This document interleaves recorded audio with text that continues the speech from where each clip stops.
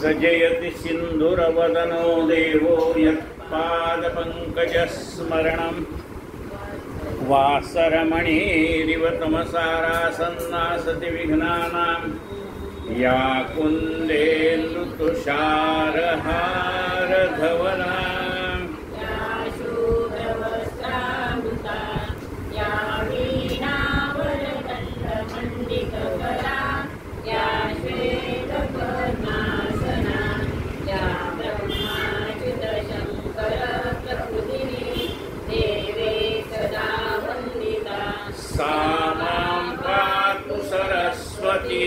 भगवती मूकं पंगुं लंघयते गिरिं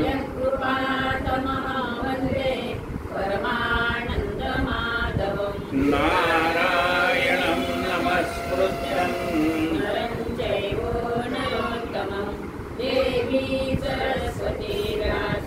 ततो मुदीरे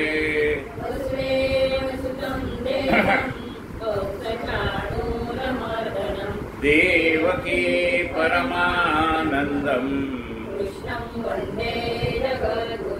गुरुर्ब्रह्मा गुरुर्विष्णु गुरुदेवो महेश्वरा गुरु साक्षात् परब्रह्म तस्मै श्री गुरवे नमः। श्रोता वक्ता श्रीराम समर्थ। जय जय। आपण श्री समर्थ रामदास स्वामी कृत करुणाष्टके या विषयावर यथाशक्ती चिंतन करतो। काल 8वं अष्टक सुरू होतं। कालची शेवटचा सुदृढ झाली देह बुद्धी देही वैराग्य काही होणार नाही। अपूर्ण कामे मन हे विटेना तुझवीण रामा मज कंठवेना। देवा अनेक कीर्तन प्रवचन ऐकल्यानंतर किंवा प्रपंच केल्यानंतर सुद्धा वैराग्य यावं असं वाटतं आणि काही काही वेळेला तर प्रपंचाच्या कटकटीमुळे वैराग्य पण येतं, पण ते टिकत नाही।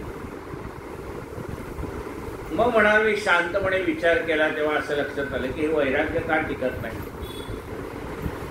सुदृढ झाली देह बुद्धी देही, हा देह म्हणजेच मी,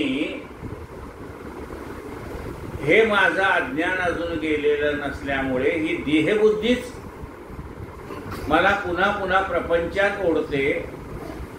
आता मी सगळं एवढं मांडून ठेवलंय, एवढं सगळं सोडून कसं जाऊ, ही जबाबदाऱ्या मला पार पाडायला पाहिजे, ते पार पाडायला पाहिजे। या देहबुद्धीमुळे हा देह म्हणजे मीच आणि ह्या देहासंबंधित असणारे नातेवाईक मंडळी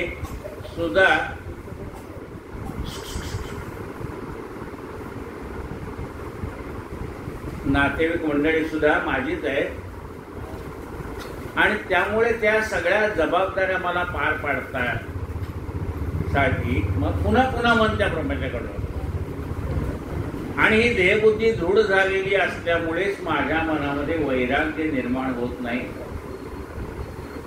सुदृढ झाली देहबुद्धी देही वैराग्य काही होणार नाही। बरं, खरं म्हणजे वैराग्य निर्माण व्हायला पाहिजे हे मला कळलं, कारण प्रपंचात कुठलीच गोष्ट पूर्ण होत नाही, मनासारखी होत नाही, पण एवढं असून मन तिथंच ओढ घेते।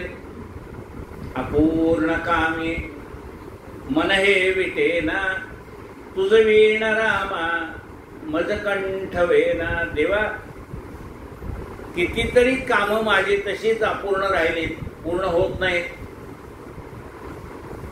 पण एवढं करू नये मन त्याला कंटाळत नाही का? ज्याची त्याला प्यार कोठडी, कोठडी तले सखे सौंगडी, हात कडीची अवजड बेडी, प्रिय हो ज्याची त्याला. त्यामुळे मला बरं म्हणले समर्थाने विचारलं, मग तू तर म्हणले सत्संगाला जातो म्हणतोस, कथा ऐकतो, कीर्तन ऐकतो, प्रवचन ऐकतो, मग एवढं ऐकून तुझ्यात काही बदल झाला नाही करे? असे शिष्याला समर्थाने विचारलं. मग तो काय म्हणतोय आज आपण पाहूया. जय जय रघुवीर समर्थ, निरूपणी हे सद्वृत्ती होते. हो म्हणजे ऐकताना असं वाटतं काही नाही, आता हे सगळं मुलं मोठी झाली आपण कशाला त्यात लक्ष घालायचं आहे, असंही निरूपण ऐकताना वाटतं. म्हणजे बरोबर, निरूपणी हे सद्वृत्ती होते, स्थळ त्याग होता की सवेची जाते. निरूपण संपलं, पुन्हा चपल्या स्टँडवर गेलं की ते प्रपंचाचं भूत बाहेरच उभं आहे, ते बसतं मानगुटीला लगेच. निरूपणी हे सद्वृत्ती होते, ते प्रपंचाचं भूत. आपण ज्या वेळेला येतो ना मंदिरात, काल चपल्याच्या त्या स्टँडवर बसलेलं असतं. जसे काही भूत पक्की असतात, गाणगापूरला जायचं म्हणलं की ते वेशीवरच बसतात.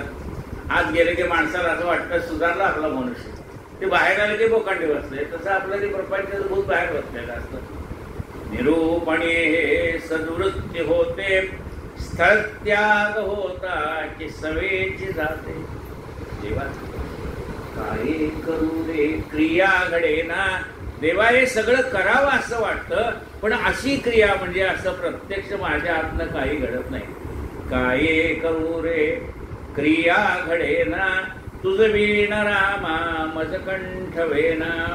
जे त्याप्रमाणे आपण काही प्रत्यक्ष करावं असं म्हणावं, तर ते प्रत्यक्ष माझ्या हातनं काही घडत नाही. करावं असं मी ठरवतो, पण ते केलं जात नाही. तेव्हा खरं सांगू का, या प्रपंचाला मी कंटाळलोय. प्रपंच संसार संगे बहुपीडलो रे, कारुण्य सिंधू मज सोडवी रे. देवा या संसारातल्या दुःखाला मी कंटाळून गेलो, तूच मला काही आता बाहेर काढ. कृपा कटाक्षे सांभाळी दीना, तुझ वीण रामा मज कंठ वेना. देवा तूच मला बाहेर काढ, कारुण्य सिंधू मज सोडवी रे. आता आपल्याला असं वाटेल की तो परमात्मा आपल्याला या संसारातनं बाहेर कसा काढणार, तर तो काढतो. त्याला कृपा आली तर काढतो. म्हणजे त्याला कृपा आली तर मग काय प्रपंचात काय फरक पडतो. प्रपंचात ज्यांच्यासाठी आपण जीव काढलाय ना, ती माणसं अशी काही वागतात की असं वाटतं नकोच. तर तुम्ही बघा, मला काही सांगू नका, काही विचारू पण नका. म्हणजे जर आपल्याला भगवंताला आपलं त्यातनं मन काढायचं असलं, तर ज्यांच्यासाठी आपण आयुष्य वेचलंय, आयुष्य वाळून टाकलं, ती माणसं अशी काही वागतात की असं वाटतं आता काही कशासाठी करायचं, कोणासाठी करायचंय.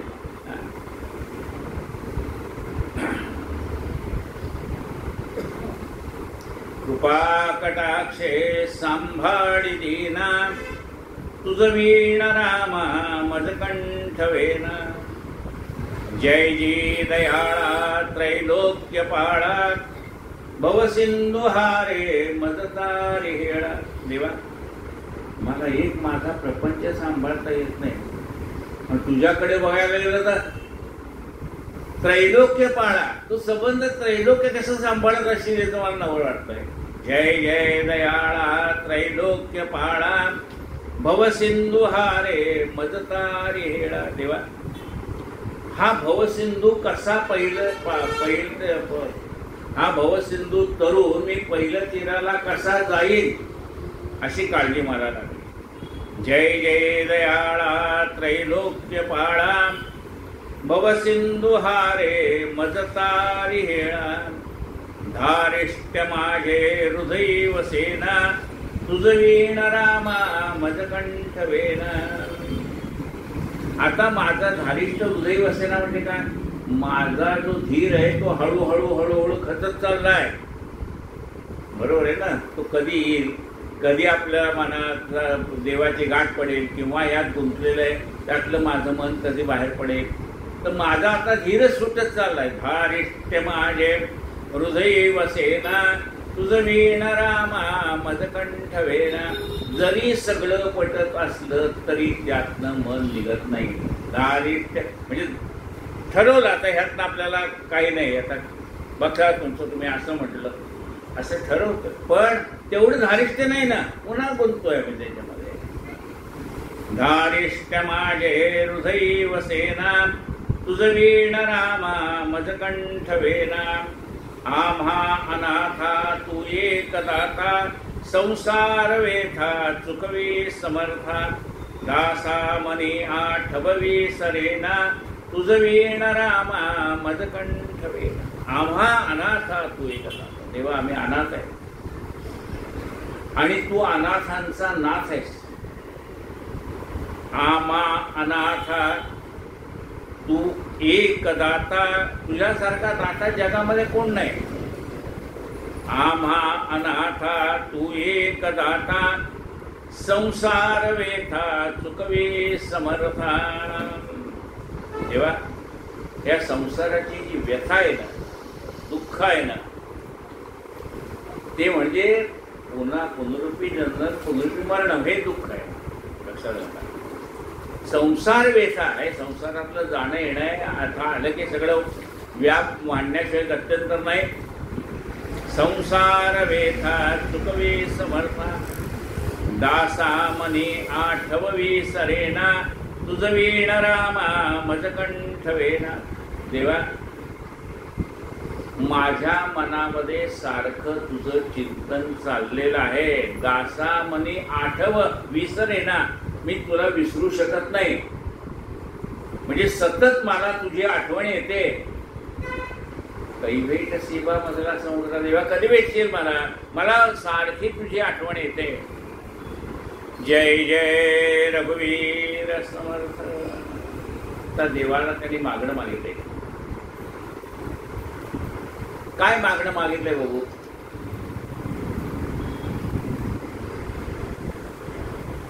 म्हणजे समजा देव आपल्याला प्रसन्न झाला तर देवाला काय मागावं हे पण कळलं पाहिजे ना.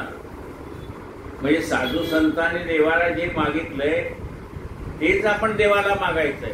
कारण त्यांचं मागणं विचारपूर्वक आहे. काय मागणं बघा.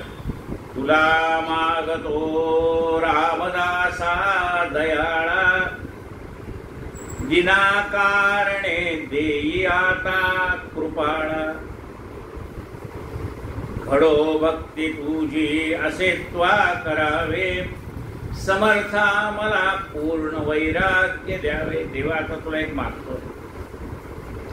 मी दीन आहे तू दीनानाथ आहेस म्हणून तुला मागतो. काय मागतोय. चारी मुक्तीच्या पलीकडची मुक्ती मागतोय. सलोकता समीपता स्वरूप आणि सायुज्यता ही मुक्ती आहे ना त्याच्यापेक्षा वरचढ मागणं आहे देवाकडे. भक्त ह्या चारी मुक्ती मागत नाही. लक्षात घ्या.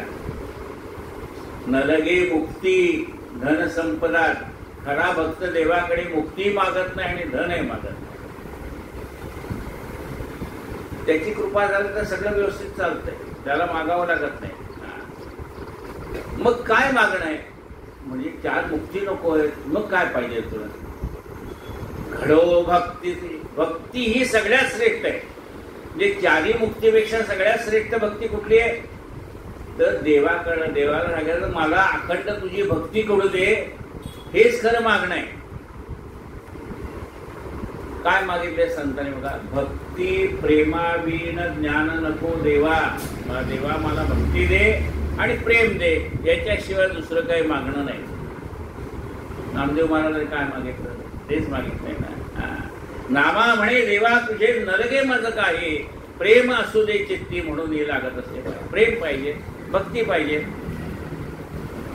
घडो भक्ती तुझी असे त्वा करावे समर्था मला पूर्ण वैराग्य द्यावे. देवा मला पूर्ण वैराग्य निर्माण झालं पाहिजे माझ्या मनामध्ये. असं तर काहीतरी ते पूर्ण वैराग्य निर्माण होण्यासाठी काय काय गोष्टी सोडाव्या लागतात, मग पूर्ण वैराग्य निर्माण होईल. नको वासना विषयी हो देऊ. वैराग्य का होत नाही? मन वासनेकडे जाते म्हणून.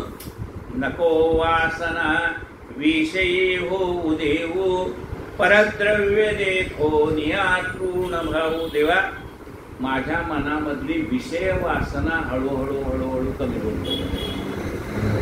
दुसऱ्याच्या द्रव्याकडे माझं लक्ष जाता उपयोगी नाही. रस्त्यात जाताना 10ची नोट मिळली, 5ची नोट मिळली, घ्यावे असं कुणालाही वाटणार, पण मला वाटू देऊ नको.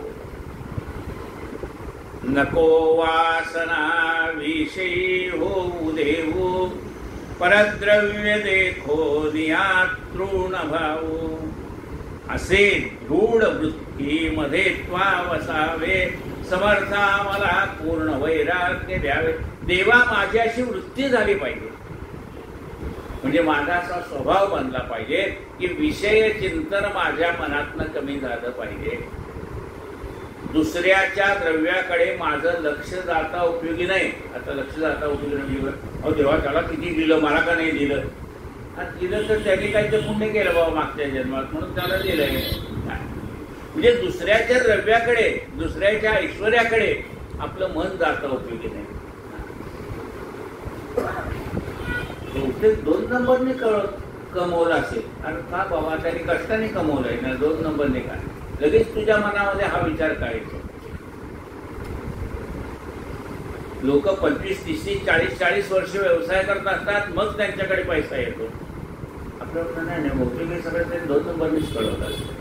दुसऱ्याच्या द्रव्याकडे पाहूच नको. तो 1 नंबरने कमवू का 2 नंबरने कमवू, तुला काय करायचं?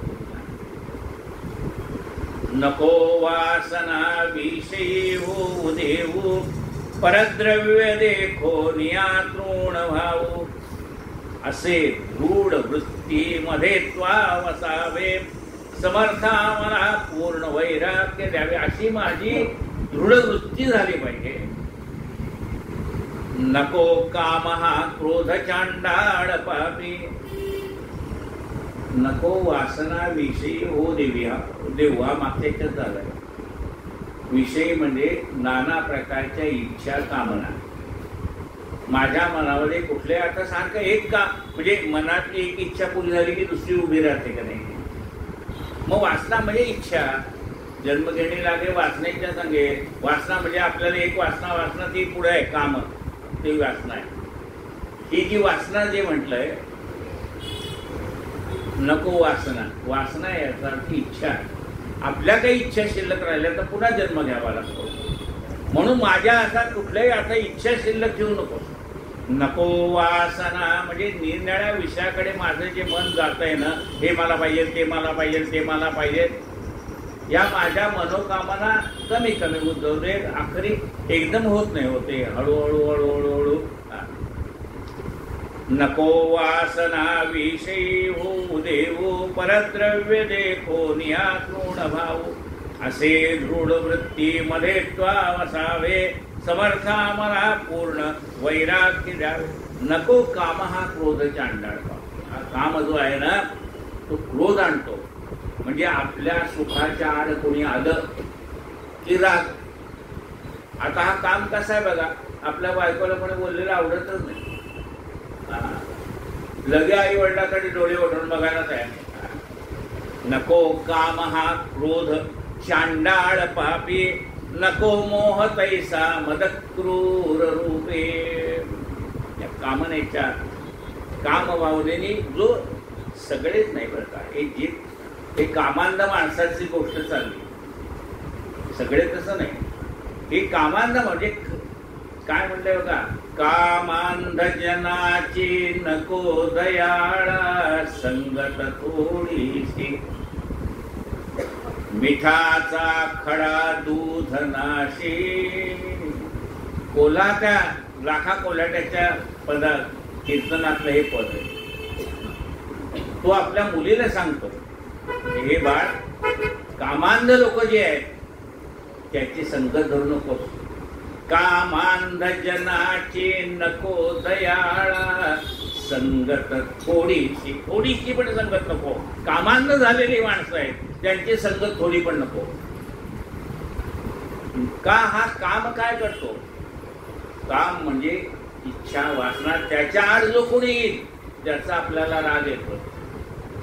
आता हा काम म्हणजे इच्छा, त्याच्या आड येणारा पुन्हा म्हणजे आपण समजा पिक्चरला गेलोय, कोणी उंच मनुष्य आपल्या समोर येऊन बसला तर ते पिक्चर बघायच्या सुखाच्या आड आला. कीर्तनात बसलोय आणि पुढे कोणी उंच मनुष्य बसला, हो जरा मान खाली करा, नाही इकडे करा. म्हणजे आपल्याला जे काही प्राप्त व्हायचंय त्याच्या आड जो कोणी येईल त्याचा राग येतो आपल्याला. आपण एखाद्याच्या घरी गेलोय भेटायला म्हणून आणि नेमकं त्यांच्याकडे कोणी आलं, मी चांगलं गप्पा मारायला लागलो पण आले आता, म्हणजे मला मनासारख्या गप्पा मारता येणार नाही. म्हणजे आपल्या सुखाच्या आड कोणी येऊ तर राग येतो. नको काम हा क्रोध चांडाळ पापी, नको मोह तैसा मद क्रूर रूपी. देवा मला कुठल्याही प्रकारचा मोह होऊ देऊ नकोस. मद म्हणजे अहंकार होऊ देऊ नकोस. मना कल्पने पासून सोडवावे, समर्था मला पूर्ण वैराग्य द्यावे. आपल्या मनामध्ये नाना प्रकारच्या कल्पना, संकल्प, विकल्प सारखे येत राहतात, त्यातनं मला बाहेर काढ. सदा सर्वदा शांतिविरक्ती राहो. आता माझं मन असं कर, म्हणजे थोड्या वेळ मनाला शांती मिळाली पुन्हा अशांत असं नको. माझं मन सदैव शांत राहावं. सदा सर्वदा शांती पाहिजे आणि विरक्ती पण पाहिजे. सदा सर्वदा शांती विरक्ती राहो, हरी कीर्तने चित्त माझे वसो. भगवंताच्या नामसंकीर्तनामध्ये माझं चित्त रमून गेलं पाहिजे. कधी एकदा कीर्तन संपलं घरी जातो असं होतं तरी नाही, आणखीन चालू राहू द्या असं मला वाटतं. हरी कीर्तनी चित्त माझे वसो हे, अखंडित अध्यात्म करणी पडावे, समर्था मला पूर्ण वैराग्य द्यावे. अखंडित अध्यात्म माझ्या कानावरती अखंड अध्यात्माचे विचार येऊ दे. मला सदैव मनामध्ये का अध्यात्माचे चांगले विचार आले तर जसं आपण ऐकतो ना तशी आपली वृत्ती होत जाते, जसं वाचतो तशी वृत्ती होत जाते, जशी संगत मिळते तशी वृत्ती होत जाते. त्यामुळे आध्यात्मिक माणसाची संगतही मिळू देत आणि आध्यात्मिक विचार पण कानावर पडू देत. म्हणजे तुम्हाला मित्र पाहिजे, देवाने विचारलं तुला कसे मित्र देऊ बाबा सांग. तो म्हणला मला मित्र कसे पाहिजे ते पण सांगतो. तुझे ठाई ज्याची भक्ती त्याची घडावी संगती, संगती त्याची घडावी संगती. देवा तुझ्यावरती ज्याचं प्रेम आहे अशा माणसाची संगत आम्हाला घडू दे, म्हणजे सत्संग लाभू दे. अखंडित अध्यात्म करणी पडावे, समर्था मला पूर्ण वैराग्य द्यावे. जय जय रघुवीर समर्थ श्री कृष्ण गोविंद हरे मुरारे. हे नाथ नारायण वासुदेव. देवापुरता लाईट बंद झालाय का? हो कातकर महाराजांपुरता लाईट बंद झाला.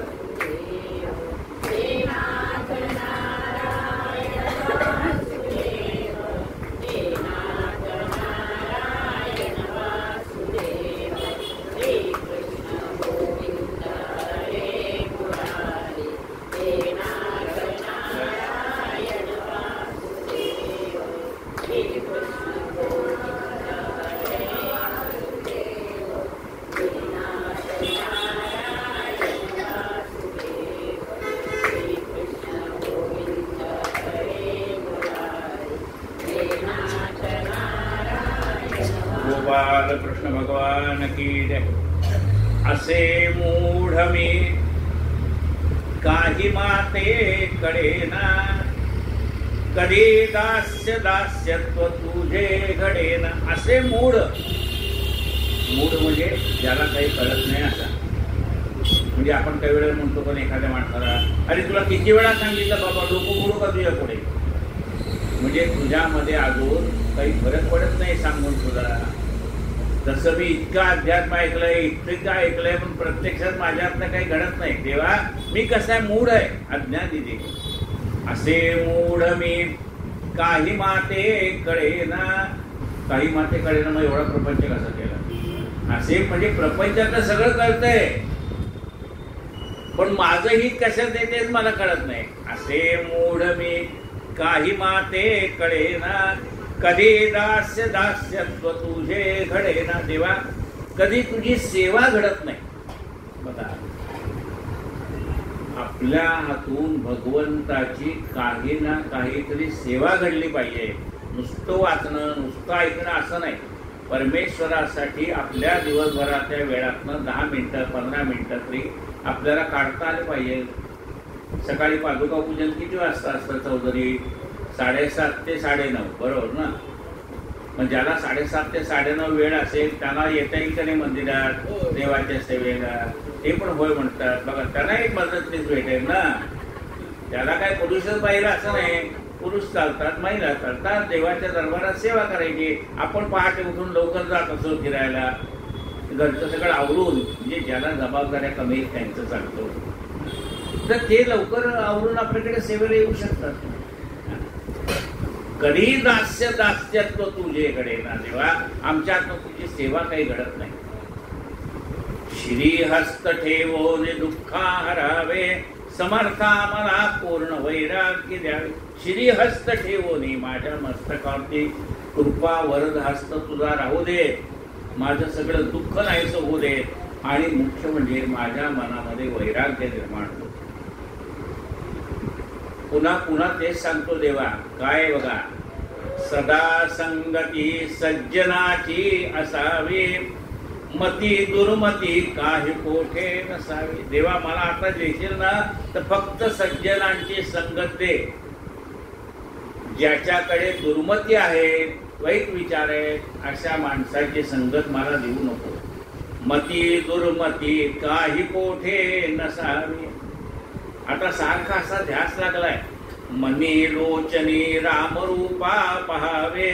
समर्था मला पूर्ण वैराग्य द्यावे. मला आता रामरूप पाहावं असं सारखं सारखं वाटतंय. म्हणजे रामरूप पाहावं याचा अर्थ काय? रामाची मूर्ती पाहावी असं नाही. रामाची मूर्ती पाहायचंच आहे. सुंदर माधव मेघश्याम, सगुण रूपाशिवाय परमात्म्याची प्राप्ती नाही. तर रामाचं सगुण रूप पाहायचंय, पण ते नुसतं आम्ही आज जो मूर्तीमध्ये राम पाहतोय ना, तो राम आम्हाला सर्वत्र दिसला पाहिजे.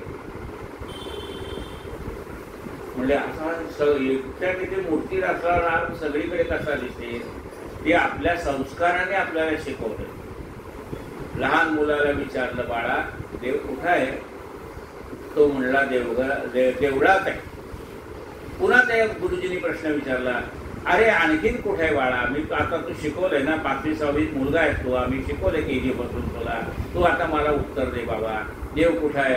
तो म्हणला देवळात आहे. मग माझं पुन्हा गुरुजींनी दुसरा प्रश्न विचारला, म्हणले देव आणखीन कुठे आहे बाबा? म्हणले आमच्याकडे देवघर न, त्याच्यात पण देव. म्हणले आणखीन कुठं आहे? मातृदेवो भव, पितृदेवो भव, आचार्य देवो भव, अतिथी देवो भव. असा आम्हाला सर्वत्र हा राम दिसला पाहिजे. जिकडे पहावे तिकडे तू दिसशी नाही ना. मनी लोचनी रामरूपा पहावे. समर्था मला पूर्ण वैराग्य द्यावे. देवा, सारखी तळमळ रे, तुम्हाला कधी दर्शन देशील म्हणून. असे आवडी अंतरी दर्शनाचे. देवा, मला इतकी आवड आहे की कधी एकदा तुम्हाला दर्शन देशील. त्याबरोबर माझ्या एक लक्षात येत नाही, का दर्शन देत नाही? परिभाग्यहीन मला भेटी कैची.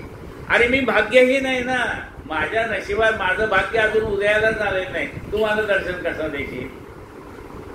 असे आवडी अंतरी दर्शनाची. परिभाग्यहीन मला भेटी कैची. आणि म्हणूनच मी तुला प्रार्थना करतोय. करी प्रार्थना दीनवाणी स्वभावे, समर्था मला पूर्ण वैराग्य द्यावे. म्हणून ते देवा मी तुझी प्रार्थना करतोय की मला पूर्ण वैराग्य दे. खरा दास बोधी असे भाव माझा, मना माझे हा लागला ध्यास तुझा समर्थ.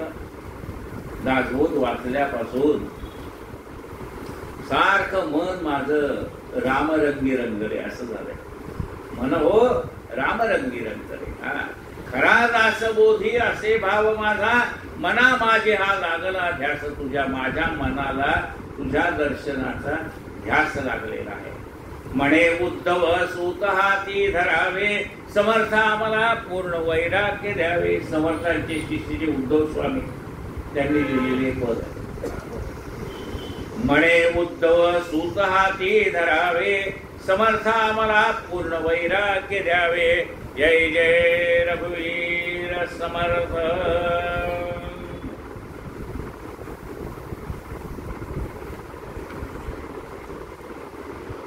समर्थांचं स्तवन केलेले. शुकासारिके पूर्ण वैराग्य ज्याचे, वसिष्ठा परिज्ञान योगेश्वराचे. कवी वाल्मिका सारिखा मान्य ऐसा, नमस्कार माझा सद्गुरु रामदासा. जय जय रघुवीर. ज्याने भागवत सांगितले असे जे शुक महर्षी व्यासांचे पुत्र, त्या शुकांच्या मनामध्ये जसं कडकडीत वैराग्य होतं बालपणापासून, तसंच कडकडीत वैराग्य समर्थ रामदास स्वामींच्याकडे आहे. म्हणून शुकासारखे पूर्ण वैराग्य ज्याचे. श्रीरामरायाचे गुरु वशिष्ठ, या वशिष्ठाकडे जेवढं ज्ञान होतं, ज्या वेळेला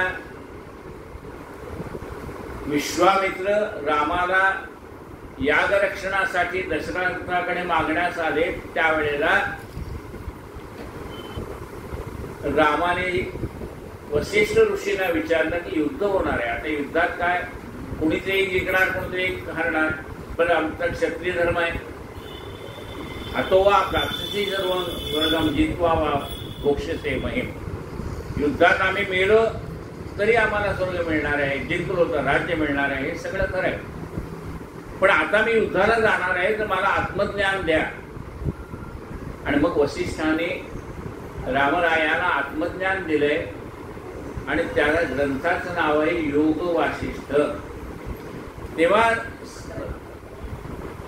वसिष्ठाने ज्याप्रमाणे रामरायाला आत्मज्ञान दिलं, तसंच आत्मज्ञान दासबोधाच्या माध्यमातून समर्थ रामदास स्वामींनी दिले.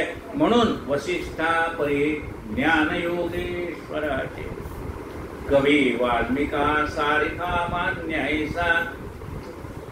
वाल्मिक ऋषींनी जसं रामायण लिहिलं, तसंच रामाच्या वरती करुणाष्टकासो मनाचे श्लोक असो की समर्थांचं वाङ्मय एवढं आहे रामरायावरती की जसं वाल्मिकाने समर्थ रामरायावरती काव्य लिहिलं आणि जगाला त्यांची ओळख करून दिली, तसंच समर्थाने सुद्धा रामरायावरती प्रचंड वाङ्मय लिहून रामरायाची सेवा केली. कवी वाल्मिका सारिखा मान्य ऐसा, नमस्कार माझा सद्गुरु रामदासा. अशा रामदास स्वामींना माझा नमस्कार असो. उपदेश झाला असे राघवाचा, श्रवणी जसा गुण परीक्षितीचा. विवेकी विरागी जगी पूर्ण पैसा, नमस्कार माझा सद्गुरु रामदासा. अशा रामदास स्वामींना मी नमस्कार करतो. कसे आहेत ते? उपदेश ज्याला असे राघवाचा. प्रत्यक्ष रामरायाने प्रगट होऊन नाशिक जवळ टाकळीला गायत्री पुरस्चरण केलेलं होतं आणि 13 कोटी रामनामाचा जप केला होता. तेव्हा प्रत्यक्ष रामरायाने प्रगट होऊन ज्यांना दर्शन दिलं, अशा रामदास स्वामींच्या मी पाया पडतो. उपदेश ज्याला म्हणजे रामरायाने उपदेश केला कुणाला? समर्थ रामदास स्वामी. उपदेश ज्याला असे राघवाचा श्रवणी जसा गुण परीक्षितीचा. ते रामरायाचा उपदेश समर्थाने कसा ऐकला? तर परीक्षिती राजाने जसं सुखमहर्षींच्या मुखातून निघालेलं ज्ञान एकाग्रपणाने श्रवण केलं तसं रामरायाने दिलेला उपदेश परीक्षितीसारखा समर्थ रामदास स्वामींनी एकाग्र मनाने श्रवण केला. उपदेश ज्याला असे राघवाचा श्रवणी जसा गुण परीक्षितीचा. परीक्षितीजवळ जसा गुण होता की श्रवण कसं करावं ही शक्ती समर्थांकडे होते. आपल्याला काय माहिती कुणाचं ऐकायची सवय नसते. माझं सगळ्यांनी ऐकलं पाहिजे पण मी कुणाचं ऐकणार नाही. ताट्यासारखं होतं हे ताटे कुणाचं ऐकलं नाही. सगळं त्यांचं सगळ्यांनी ऐकायला पाहिजे. म्हणजे मनुष्याचा स्वभाव आहे काय आहे? श्रवण आपल्याला ऐकता आलं पाहिजे. तर आपल्याला श्रवण शक्ती कमी असते म्हणजे लोकांचं ऐकण्याची सवय नसते. पण श्रवण कसं करावं? तर परीक्षिती राजाने जसं श्रवण केलं भागवत कथा तशी ही श्रवण शक्ती आपल्याजवळ आली पाहिजे. विवेकी विरागी जगी पूर्ण पैसा म्हणजे समर्थाना झालेलं वैराग्य. हे आपण जसं प्रपंचाला त्रासून मग वैराग्य येतं तसं नाहीये. त्यांच्याकडे आलेलं वैराग्य हे विवेकपूर्ण वैराग्य आहे. नुसतं वैराग्य कामाचं नसतं. तुला असाच प्रपंचातनं त्रासलेला मनुष्य सरळ संन्यासच घेतला होता. संन्यास घ्यायचं म्हणजे काय? लगी बसलं बगळी वस्त्र अंगावर घातली भस्म विष्णू लावलं गळ्यात रुद्रात. कुणाच्याकडनं संन्यास दीक्षा घेतलेली नाही. पण वैतागला आणि निघाला गेला हिमालयात. हिमालयात गेल्यानंतर काय होतं तिथे माहिती का? हिमालयात आपले सगळे ते पर्वत बर्फाचे आहेत असं वाटतं पण ऍक्च्युली काय झालं असतं ते पर्वत आपल्याकडे डोंगरात तसेच असतात पण त्याच्यावर बर्फ पडल्यामुळे ते झाकले जातात. तर आधी हिरवगार असतं ते आणि नंतर मग बर्फाचा तुषार येतात आणि मग ते बाजूला काय होतं तो डोंगर हिरवळच होता हिरवागार होता. अजून तर बर्फ पडायला सुरुवात झाली होती आणि ते बर्फ नेमकं वरच्या शिखरावरच होतं आणि बाकी सगळीकडे हिरवगार. ते पाहिल्याबरोबर ह्याला घरी पोह्याची आठवण झाली. तिथनं जो आला घरी बायका रोडता आणि पोह्या म्हणजे मग एवढं वैराग्य आलेलं. जास्त वैराग्य काय कामाचं? वैराग्य हे मनापासून आलं पाहिजे. विवेकपूर्ण वैराग्य आलं पाहिजे. विवेकी विरागी जगी पूर्ण पैसा नमस्कार माझा सद्गुरु रामदासा. करी कीर्तने नारदासारखाचे कदरियो परी शांती ज्याचे सुखाचे. कसं आहे रामदास स्वामी? नारद जसे सतत मुखातनं भगवंताचं नाव. नारद आलेची ओळख काय? नारायण नारायण नारायण नारायण असा नुसता शब्द जरी ऐकला तरी नारद आले हे खूण आहे त्यांचे. तसं रामदास स्वामींनी असंख्य कीर्तनं केली आणि सगळ्यांना रामनामाची गोडी लावली.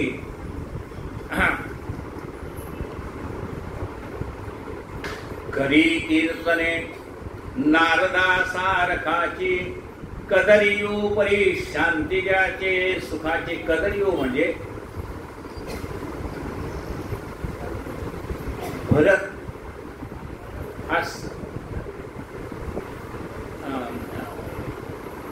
जडभरत पुढे जडभरत झाला. तो आधी समुद्र वलयांकित राज्याचा राजा होता.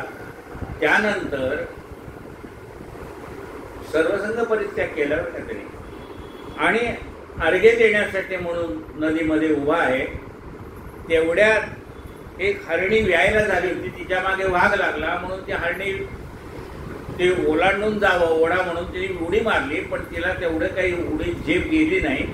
पण तिच्या पोटातलं लहान बालक हरणीचं पाडस एक भरताच्या हातात आलं आणि ती हरणी गेली. आता मग ह्या पाडसाचं करता करता भरत पुन्हा त्याच्यात गुंतला ना. सगळं सोडून आलाय पण त्याच्यात पुन्हा गुंतला. गुंतल्यानंतर काय झालं? शेवटी मी जाताना त्या हरणाचं काय होईल, हा पाडसाचं काय होईल म्हणत म्हणत गेला. पुढे हरणाचा जन्म आला. मग ते हरिण सुद्धा कुठे संस्कार चांगलेले असल्यामुळे ते ज्या ठिकाणी नामसंकीर्तन कीर्तन चाललंय तिथंच ती चरायला जायचं. त्यामुळे ते संस्कार पुढे होते. पुन्हा मग मनुष्य जन्माला आला. त्याचं नाव कदर्यू, म्हणजे जडभरत नाव होतं त्याचं. की काहीही मनासारखं का म्हणाल तो, मनाची शांती त्याची ढळत नव्हती. एक राजा चाललेला होता कपिल मुनींच्या आश्रमामध्ये. तेवढ्यात तिथे आला. आपली झालेली कथा आहे ती भागवतातली. त्याने डोली उचलायला सांगितली, कारण तो तिथला जो डोली उचलणारा होता तो आजारी पडला होता. धड भरताना विचारलं, तू करशील का, भोई म्हणून काम करशील का? चालेल, मला काय जे भगवंताने माझ्यावर सोपवलं तेवढं काम करायचं एवढंच मला माहिती आहे. मला स्वतःची इच्छेने मी काही करत नाही. मग तो चालला. वाटेमध्ये तो काय करायचं, जडभर आपल्या पायाखाली मुंगी बिंगू काही चिरडू नये म्हणून उडी मारत चालायचं. थोडं थोडं पाय उचलून त्याचं डोकं आपटायचं त्या राजाचं वरती. तो वैतागला. तो म्हणाला, काय हा म्हणले नवीन भोई आहे ना, त्यामुळे आहे सगळं. मग त्यांनी नावं ठेवायला सुरुवात केली. हा होता तब्येती चांगला. तो म्हणतो, काय रे, काय पुरुष आहेस तू. हा होता गोरा, म्हणले काय काळा आहेस, अमुक आहे. त्याला इतकी नाव, आपलं थोडं बोललं तर राग येतो. त्याला जर राग यायला पाहिजे तर राग येत नाही. त्यानंतर मग तो विचारतो, अरे तू मूर्ख काय का, म्हणले तुला राग काय येत नाही, मी एवढं बोलतोय तुला. तो म्हणले, तुम्ही ज्याला बोलताय त्याला ऐकायला येत नाही काय. म्हणजे हा देह जड आहे. ह्या देहाला तुम्ही किती बोलताय, ऐकायला येत नाही. आणि ज्याला ऐकायला येते तो निसंग निराकार आहे. हा, त्याला ते लागतच नाही म्हणाल तुम्ही काय बोलताय. जे लागतंय ना देहबुद्धीला लागते, आत्मबुद्धीला लागत नाही. माझी देहबुद्धी कधीच निघून गेली, त्यामुळे मला कोणाच्या बोलण्याचं काही वाटत नाही काही. मग त्याच्याकडे जी शांती आलेली, कदर्यू परी शांती ज्याचे सुखाचे, जया वाटते कांचनो केर जैसा, नमस्कार माझा सद्गुरु रामदासा. ज्यांना द्रव्य हे केरासारखं वाटतंय की नकोच, ते पैसा नको, अडका नको, काही नको. समर्थाजवळ काय होतो, आपण बाहेर निघालो, आम्ही समजा धोतर आणि शर्ट घालून निघालो तर इथं किस्सा असतो बघा, याच्यात त्याचा ठेवायला लागतो. समर्थाने लंगोटीच घातलेली, काही नाही काय. आणि जी काही भिक्षा येईल ती रामरायापुढे ठेवायची आणि वाटून टाकायची, स्वतःसाठी काहीच नाही पुन्हा काय. त्यामुळे त्यांना कुठल्याही द्रव्याचा लोभ नव्हता. पैशाचा लोभ नाही, धनाचा लोभ नाही, कशाचाही लोभ नाही. जया वाटते कांचनो, कांचन म्हणजे सोनं, ते सोनं केरासारखं वाटतंय का. जया वाटते कांचनो केर जैसा, नमस्कार माझा सद्गुरु रामदासा. जय जय रघुवीर. राहिलेला कथा आपण उद्या ऐकूया. कायेन वाचा मनसेंद्रियर्वा, बुद्ध्यात्मना वा प्रकृती स्वभावात्,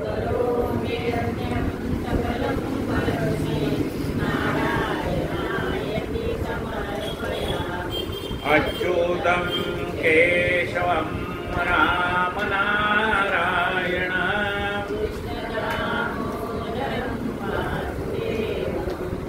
श्रीधरं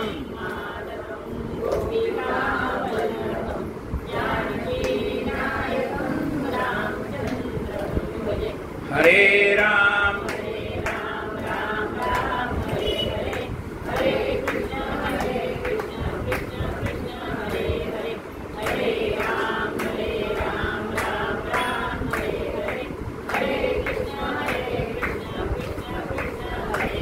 गोपाल कृष्ण भगवान की जय. एकादशी आणि वसुबारस एकाच दिवशी आहे. तेव्हापासून आपला मंदिरातले कार्यक्रमही दिवाळीचे चालू होतील. तुमचं फराळाचं चालूच असेल. अन्नकोटासाठी घेऊन यायचं आहे. अन्नकोट आहे आपल्याकडे पाडव्याला, आदल्या दिवशीपर्यंत संध्याकाळपर्यंत किंवा अगदी सकाळी लवकर. जय जय रघुवीर समर्थ. आरती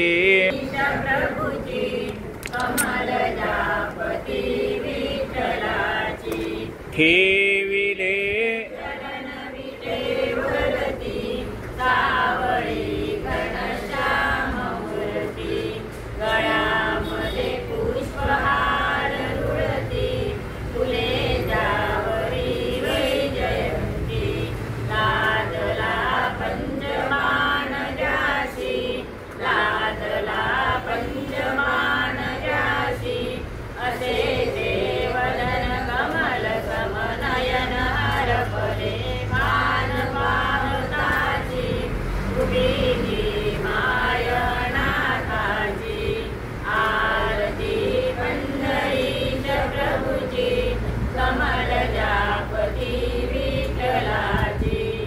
कटीला पीतांबर कशिला कस्तुरी तिलक